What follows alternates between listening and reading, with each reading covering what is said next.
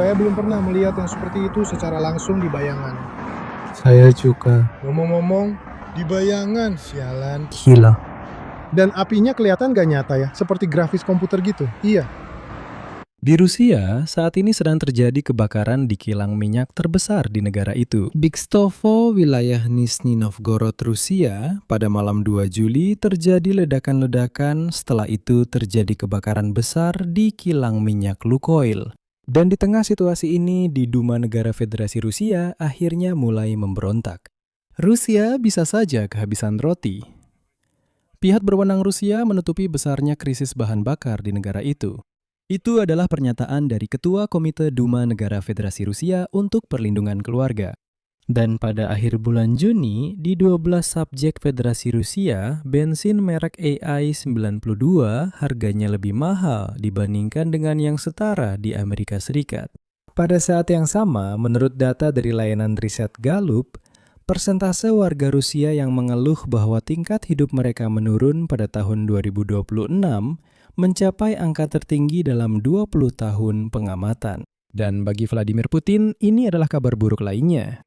Harga minyak di pasar dunia anjlok ke tingkat yang tercatat sebelum perang di Timur Tengah. Itu berarti pendapatan besar Kremlin akan turun drastis. Pada saat yang sama, kantor berita Bloomberg hari ini benar-benar mengejutkan. Rusia menggunakan kapal tanker armada bayangan untuk melakukan pengintaian terhadap infrastruktur militer NATO di negara-negara Eropa. Dan dari kapal tanker inilah orang Rusia meluncurkan drone ke negara-negara Eropa. Di sisi lain, di Jerman, tersangka pertama dan satu-satunya yang ditangkap atas dugaan mengorganisir serangan teroris terhadap pipa gas Nord Stream telah dihadapkan ke pengadilan. Dia adalah warga negara Ukraina berusia 50 tahun di Jerman. Pria Ukraina itu didakwa melakukan kejahatan perang. Nama saya Alexei Peci, mari kita bahas semua topik ini bersama-sama. Tapi sebelum kita mulai, saya minta Anda untuk berlangganan saluran ini, beri like, dan jangan lupa tulis komentar Anda di bawah video ini. Mari sekarang kita rangkum perkembangan hari ini, 2 Juli. Jadi, saya akan mulai dengan berita yang sedang terjadi di Rusia saat ini. Di Kstovo, wilayah Nizhny Novgorod, Rusia, pada malam 2 Juli, tepat saat Rusia menyerang rumah-rumah penduduk dan rumah sakit di Kiev, terjadi ledakan di Kstovo. Setelah itu, terjadi kebakaran besar di kilang minyak Lukoil. Drone Ukraina menyerang kilang minyak Lukoil Kstovo, Nizhny Novgorod, Nefteurksintes. Dan setelah serangkaian ledakan di wilayah perusahaan, terjadi kebakaran besar dan asap tebal membubung di atas kota. Kapasitas produksi pabrik ini sekitar 17 juta ton minyak per tahun, menjadikannya kilang minyak terbesar keempat di seluruh Rusia. Dinas Keamanan Ukraina secara resmi menginformasikan tentang serangan sukses terhadap kilang minyak Nizhny Novgorod dan stasiun produksi serta pengendalian lini Starolikeva di kota Kstovo, wilayah Nizhny Novgorod. Jarak ke target adalah 850 km. Dinas Khusus Ukraina mencatat bahwa kilang minyak Nizhny Novgorod merupakan salah satu perusahaan pengolahan minyak terbesar di Rusia.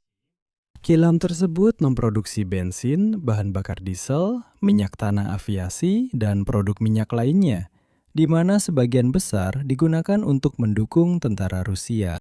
Dan stasiun pengendali produksi Starolikeva ini merupakan titik penting dalam sistem pipa utama produk minyak yang digunakan untuk mengangkut bahan bakar ke wilayah tengah Rusia.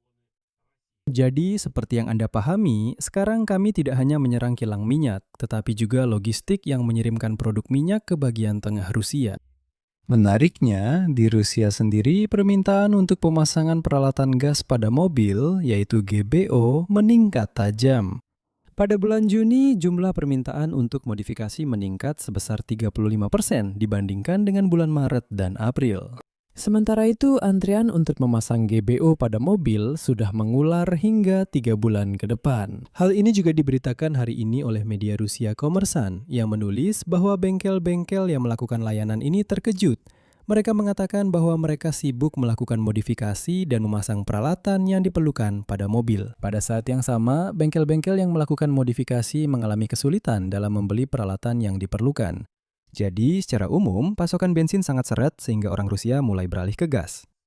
Nah, para pengemudi mobil tahu betul bahwa, pertama, tenaga mobil akan berkurang jika kamu beralih ke gas. Kedua, perawatannya harus jauh lebih sering. Dan yang ketiga, mobil itu akan rusak jauh lebih cepat. Nah, di sini penting untuk dicatat bahwa sekarang propaganda Rusia mulai menyebarkan video antrean di SPBU Ukraina di daerah perbatasan negara. Masalahnya, dalam beberapa hari terakhir, orang Rusia dengan ganas menyerang SPBU di Ukraina, terutama di kota-kota yang dekat garis depan dan perbatasan. Dan sudah jelas untuk apa mereka melakukan itu. Untuk mencoba mengalihkan perhatian warga Rusia dari masalah mereka dan mengatakan, dengar, orang Ukraina juga begitu, bahkan lebih buruk lagi. Lihatlah, kalian pikir kalian satu-satunya yang harus antre di SPBU? Orang Ukraina juga mengalami hal yang sama persis. Dan disitulah seluruh Rusia, itulah inti dari Rusia. Mereka tidak butuh kehidupan yang normal. Orang Rusia rata-rata tidak butuh kehidupan yang normal. Yang penting baginya adalah tetangganya lebih menderita. Inilah entah bagaimana kode genetik orang Rusia agar tetangganya lebih menderita. Kalau tetangganya lebih baik, itu dianggap buruk. Dia tidak akan berkembang sendiri, dia tidak akan memperbaiki hidupnya sendiri. Dia akan berusaha melakukan segalanya agar tetangganya lebih menderita. Dan dengan latar belakang ini, orang Rusia mulai merasa tidak puas dengan taraf hidup mereka. Persentase orang Rusia yang mengeluh bahwa taraf hidup mereka menurun pada tahun 2026 mencapai angka tertinggi dalam 20 tahun terakhir. Hal ini ditunjukkan oleh survei dari layanan riset Gallup. Selanjutnya, saya akan mengutip pernyataan mereka. Tak lama setelah dimulainya invasi besar-besaran ke Ukraina, ketika Rusia berharap dapat merebut Kiev, dalam beberapa hari opini publik warga Rusia bersatu di balik bendera dan orang-orang mulai memandang banyak aspek kehidupan dengan jauh lebih positif. Setelah 4,5 tahun, pesimisme menggantikan optimisme awal. Harapan akan kesepakatan antara Vladimir Putin dan Donald Trump tidak terwujud. Kota-kota di Rusia setiap hari mengalami serangan drone, dan inflasi semakin cepat. Dan menurut penilaian warga Rusia sendiri, inflasi 2,5 kali lebih tinggi dari angka resmi Rosstat. Akibatnya, tingkat kepercayaan warga Rusia terhadap tentara dan pemerintah mengalami penurunan terbesar sepanjang sejarah pengamatan. Perang telah masuk ke dalam kehidupan sehari-hari warga Rusia. Bagi Kremlin, semakin sulit untuk mempertahankan ilusi normalitas ekonomi. Dan tiba-tiba, kekacauan pun mulai terjadi di Duma Negara Federasi Rusia. Pihak berwenang Rusia menutupi besarnya krisis bahan bakar di negara itu yang muncul akibat serangan Ukraina terhadap kilang minyak. Hal ini disampaikan oleh Ketua Komite Duma Negara untuk Perlindungan Keluarga Nina Astanina. Berikut kutipannya. Mengapa Wakil Perdana Menteri yang bertanggung jawab tidak mau jujur mengatakan bahwa hampir sepertiga kilang minyak telah tidak berfungsi, dan mengapa baik dia maupun Wakil Perdana Menteri serta menteri terkait lainnya tidak berniat memberlakukan langkah-langkah darurat terkait hal ini? Karena negara bisa saja kehabisan roti yang dalam kondisi sanksi internasional sama saja dengan kematian. Tentang apa yang dia bicarakan, Anda mungkin bertanya. Masalahnya adalah sebelumnya para petani di wilayah selatan Rusia entah kenapa mulai mengeluhkan kekurangan bahan bakar diesel. Dan juga tentang kenaikan harga bahan bakar itu sendiri secara tiba-tiba menjelang musim panen. Artinya, panen sudah di depan mata. Dan para petani sama sekali tidak punya bahan bakar diesel. Dan entah kenapa mereka mengeluh tentang hal itu. Mereka bilang, di mana bahan bakar diesel? Saya ingatkan bahwa angkatan bersenjata Ukraina telah meningkatkan serangan terhadap kilang minyak Rusia. Akibatnya, pengolahan minyak di Rusia Tengah praktis terhenti. Dan tingkat operasional kilang minyak turun ke level terendah sejak tahun 2009. Dengan latar belakang ini, secara resmi lebih dari 40 wilayah telah memperlakukan pembatasan penjualan bahan bakar, termasuk wilayah Ukraina yang diduduki. Pada saat yang sama, keluhan tentang gangguan pasokan yang nyata, bukan hanya yang resmi, serta SPBU yang kosong dan tutup, datang dari 85 wilayah Federasi Rusia. Pada saat yang sama, Vladimir Putin sebelumnya mengakui bahwa serangan angkatan bersenjata Ukraina terhadap infrastruktur Rusia menimbulkan masalah dan menyebabkan terjadinya kekurangan bahan bakar tertentu. Pada saat yang sama, dia meyakinkan bahwa, kutip, semua fasilitas yang rusak cukup cepat dipulihkan, dan semuanya berjalan stabil di negara kita. Dan, Anda tahu, pada momen ini saya ingin mengatakan kepada semua warga Rusia yang menonton tayangan saya dan yang berani membuka mulutnya serta menulis di kolom komentar bahwa apa yang hari ini terbang ke Kiev adalah serangan balasan. Dengarkan baik-baik. Ada yang namanya hubungan sebab akibat. Saya sarankan kepada kalian semua untuk langsung mencari di Google. Kalian kan mungkin tidak menggunakan Google ya, atau di mesin pencari manapun, ketikkan hubungan sebab akibat. Dan di sana kecerdasan buatan akan menjelaskan kepada kalian apa itu. Jadi, justru Rusia yang kotor pada tahun 2014 menganeksasi Crimea dan menyerbu Donbas. Tepatnya Rusia pada tahun 2022 memulai perang skala penuh melawan Ukraina. Maka dari itu, Rusia adalah agresor. Dan semua yang dilakukan Ukraina itu adalah serangan balasan. Semua yang dilakukan Rusia itu adalah tindakan agresi yang dilakukan Rusia yang harus direspons oleh Ukraina. Itu saja, titik. Semua yang dilakukan Rusia adalah tindakan agresi, bukan tindakan balasan sama sekali. Tindakan balasan itu jika Ukraina yang pertama memulai perang, jika Ukraina yang pertama menyerang Rusia. Jika Ukraina menduduki sebagian wilayah Rusia, maka semua tindakan Rusia bisa disebut sebagai tindakan balasan atau pembelaan diri. Dalam situasi saat ini, Rusia adalah agresor, bahkan agresor yang brutal, agresor barbar yang mengebom kota-kota yang damai, menyerang rumah-rumah penduduk, rumah sakit, dan sebagainya. Begini. Dan satu lagi, tidak perlu menulis tentang di mana kalian selama 8 tahun. Ukraina membombardir Donbas selama 8 tahun, bahkan jika itu benar. Mari kita anggap secara hipotetis di otak kecil kalian bahwa itu benar. Ukraina membombardir Donbas. Apa hubungan kalian dengan Donbas milik Ukraina? Itu adalah wilayah negara berdaulat, yang kalian, para biadab dan barbar, datangi lalu mulai memaksakan kehendak dan merebut wilayahnya. Saya harap saya sudah menjelaskan semuanya dengan sangat jelas. Dan dalam situasi seperti ini, krisis bahan bakar sudah membuat harga di SPBU di wilayah Rusia lebih tinggi dari Amerika. Dan ini sangat berdampak buruk pada ekonomi. Sudah di 12 subjek Federasi Rusia secara resmi bensin AI 92 harganya lebih mahal daripada bensin sejenis di Amerika Serikat karena di sana disebut regular. Hal ini dibuktikan oleh statistik Rostat. Dan menurut data dari Asosiasi Otomotif Amerika, regular di AS rata-rata seharga $1 per liter, yaitu 78,32 rubel menurut kurs resmi Bank Sentral pada 29 Juni. Karena data terakhir, mereka hanya sampai 29 Juni. Di beberapa daerah di Rusia, harga bahan bakar sudah mendekati atau bahkan lebih dari 80 rubel per liter. Misalnya, di Kamchatka, bensin sudah seharga 85,5 rubel per liter. Di Dagestan, hampir 90 rubel. Di Chechnya, sedikit lebih dari 90 rubel. Dan di Republik Tuva, 97,5 rubel. Itu yang tercatat secara resmi. Sementara itu, harga bensin yang sebenarnya, misalnya di Crimea yang diduduki, berkali-kali lebih tinggi daripada yang dipublikasikan dalam statistik resmi. Harganya mencapai 200 rubel per liter, dan itu pun kalau Anda masih bisa membelinya secara resmi. Kalau tidak bisa, Anda harus membelinya dari calo dengan harga yang lebih mahal lagi. Pada saat yang sama, perlu dicatat bahwa harga minyak terus turun, melanjutkan penurunan untuk sesi ketiga berturut-turut. Setelah Qatar melaporkan adanya kemajuan dalam negosiasi tidak langsung antara Washington dan Teheran, yang berfokus pada Selat Hormuz. Jadi, harga minyak berjangka Brent sudah turun menjadi $70 per barel. Ini berarti bahwa harga minyak Rusia jenis Urals turun mendekati angka $50. Dan ini berarti semua keuntungan besar dari minyak untuk Kremlin akan segera berakhir. Para analis hari ini menyampaikan salam kepada para pemimpin Eropa. Rusia menggunakan kapal tanker armada bayangan untuk melakukan pengintaian terhadap infrastruktur militer NATO di negara-negara Eropa dengan tujuan mengidentifikasi titik lemah dalam sistem pertahanan udara. Kesimpulan ini dibuat oleh para analis dari Institut Studi Strategis Internasional.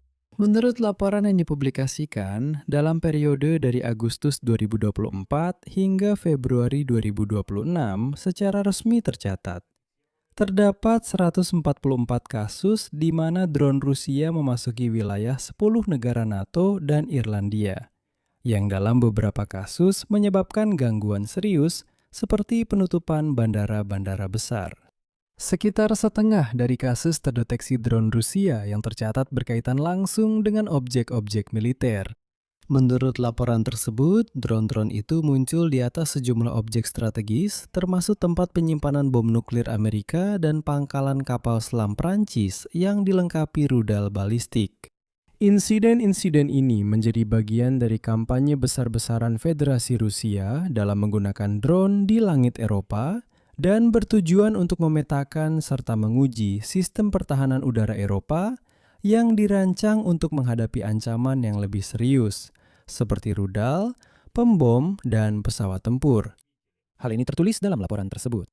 Namun, sistem-sistem ini mengalami kesulitan dalam melacak perangkat yang terbang rendah, lambat, dan berukuran kecil, termasuk drone. Dan berikut kutipan dari laporan institut tersebut. Kami menganggap kemungkinan besar bahwa kapal-kapal yang terkait dengan Rusia dan armada bayangan mereka digunakan sebagai platform laut untuk peluncuran, intersepsi, atau retransmisi sinyal drone. Negara-negara Eropa yang mengalami serangan drone termasuk Jerman, Denmark, Belgia, Belanda, dan lainnya, sebagian besar berusaha menghindari untuk menyalahkan Rusia atas tindakan tersebut, meskipun keterkaitannya sudah jelas. Penilaian terhadap reaksi Eropa tidak merata dan terfragmentasi, dengan penetapan pelaku yang sangat lambat dan seringkali pilihan tindakan balasan yang tidak proporsional. Dan menurut para analis, tidak adanya aktivitas drone di Mediterania sebagian besar disebabkan oleh kemampuan yang lebih maju di wilayah tersebut, terutama dalam hal pengawasan laut dan penggunaan kapal selam Amerika. Bergerak tanpa terdeteksi di sana, apalagi meluncurkan drone, jauh lebih sulit. Itulah sebabnya kapal tanker armada bayangan tidak berlayar sesering itu di sana, seperti yang mereka lakukan di Baltik. Dan rekan penulis penelitian ini, Louis Byrne, mencatat bahwa beberapa pemerintah secara aktif menyelidiki insiden-insiden ini, meskipun secara publik mereka seolah-olah pura-pura melupakannya. Menurutnya, ketika pada awal tahun 2026, negara-negara Eropa, terutama Prancis, mulai menghentikan dan memeriksa kapal tanker Rusia dari armada bayangan, insiden dengan drone hampir berhenti sama sekali. Hal ini hanya membuktikan bahwa orang Rusia menggunakan kapal tanker tersebut untuk meluncurkan drone. Namun ketika kapal-kapal itu mulai digeledah dan diperiksa, mereka memutuskan untuk menghentikannya. Dalam konteks ini, Uni Eropa baru-baru ini mengizinkan penggunaan kapal perang untuk menahan dan menggeledah kapal tanker bayangan di Laut Mediterania. Akhirnya, dan Ukraina yang telah menyerang sekitar selusin kapal seperti itu, dalam pernyataannya kepada PBB menyerukan agar kapal tanker armada bayangan diakui sebagai target militer yang sah. Jadi penting untuk dicatat bahwa orang Eropa, meskipun diam-diam, tetap bertindak. Dan tampaknya era armada bayangan secara perlahan mulai berakhir. Di Jerman hari ini, tersangka pertama dan satu-satunya yang ditahan atas dugaan keterlibatan dalam organisasi serangan teroris terhadap pipa gas Nord Stream dihadapkan ke pengadilan. Dia adalah warga negara Ukraina berusia 50 tahun. Kejaksaan Federal Jerman menuduhnya melakukan serangan terhadap infrastruktur energi sipil yang menurut hukum pidana internasional dianggap sebagai kejahatan perang. Tersangka juga didakwa mengorganisir ledakan dengan menggunakan bahan peledak dan merusak bangunan. Jadi, menurut versi dakwaan Jerman, Sergei K. hingga sekitar tahun 2015 yang bekerja untuk Dinas Keamanan Ukraina, memimpin kelompok yang terdiri dari 7 orang yang diduga melakukan ledakan di pipa gas di dasar Laut Baltik pada bulan September 2022. Pada akhir musim panas 2022, terdakwa tiba di lokasi dengan kapal layar sewaan Yak Andromeda bersama tim yang terdiri dari 4 penyelam profesional, seorang ahli bahan peledak, dan seorang nahkoda. Setelah itu, tim memasang beberapa alat ledak di kedalaman sekitar 80 meter yang terbuat dari campuran heksogen dan oktogen berdaya ledak tinggi. Pada tanggal 26 September, 3 jalur pipa Nord Stream sekaligus dihancurkan. Dan kemudian para penyelidik menemukan jejak campuran heksogen dan oktogen di Andromeda, di tempat kapal pesiar itu berlabuh musim dingin di Pulau Rugen. Ngomong-ngomong, oktogen adalah zat yang memang digunakan oleh militer. Sampel-sampel ini cocok dengan yang diambil dari pipa Nord Stream yang hancur. Selain itu, di kapal pesiar ditemukan sidik jari, kaos hitam dengan rambut yang masih menempel, topi baseball, termos, dan beberapa cangkir kopi bekas. Dan menurut data dari Kejaksaan Federal Jerman, 7 warga Ukraina dicurigai sebagai anggota kelompok pasukan khusus yang diduga melakukan ledakan tersebut. Salah satu dari mereka, sayangnya, sudah tewas dalam perang yang dipicu oleh Rusia terhadap Ukraina.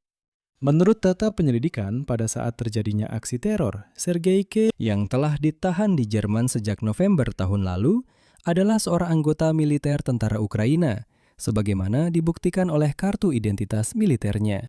Pria tersebut ditangkap pada musim panas tahun 2025 saat sedang berlibur di Italia. Menurut data dari Majelis Peradilan Federal Jerman, Sergei K. pernah bertugas di satuan elit Angkatan Bersenjata Ukraina dengan pangkat perwira. Dan dalam kesimpulan, Majelis Peradilan Federal Jerman pada Desember 2025 disebutkan bahwa sabotase pipa Nord Stream sangat mungkin dilakukan atas perintah negara asing dalam operasi Dinas Intelijen. Ya, Dinas Intelijen. Berdasarkan dokumen ini, tanggung jawab atas operasi-operasi tersebut berada pada lembaga-lembaga pemerintah di Kiev. Dalam pernyataan yang dipublikasikan, jaksa Jerman mengatakan bahwa pihak yang memerintahkan sabotase tersebut adalah, kutip, lembaga pemerintah Ukraina. Dan menurut dokumen tersebut, atas perintah dari Kiev, para kaki tangan seharusnya melakukan sabotase. Dengan tujuan, kutip, sepenuhnya menghentikan pasokan gas melalui pipa-pipa ini dan membuat Rusia tidak dapat menggunakan pendapatan dari perdagangan gas alam untuk membiayai aksi militer. Itu masuk akal. Sergei K. sendiri membantah semua tuduhan.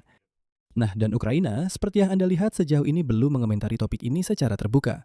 Dan omong-omong, itu adalah langkah yang tepat. Saya yakin bahwa pada tingkat diplomatik, negosiasi mengenai kasus ini pasti sedang berlangsung. Di sini saya akan mengakhiri dengan tanda elipsis. Tulis pendapat dan kesimpulan Anda di kolom komentar di bawah episode ini. Jangan lupa untuk berlangganan saluran ini, tekan lonceng, dan jangan lupa beri like. Itu saja untuk hari ini. Jaga diri Anda, sampai jumpa.